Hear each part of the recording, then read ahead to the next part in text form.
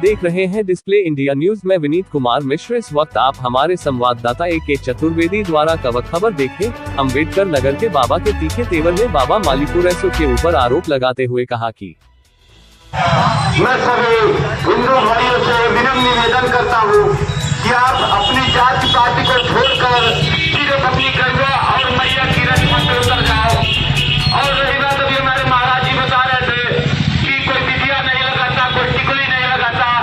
ये तो उनका संस्कृति छीन लिया गया है और छीनने वाले कबीले वाले हैं जो भाई जान आपको कहते तो भाई खाली दिखा रहे लेकिन जान तो निकाल लिए हैं।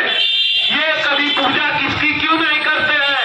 जो राम लखन हम कहते हैं जिसमें जान है, प्राण प्रतिष्ठा है, उसी को नकली हसन हुसैन बनाकर पूछते हैं। जो हम शंकर भगवान कहते हैं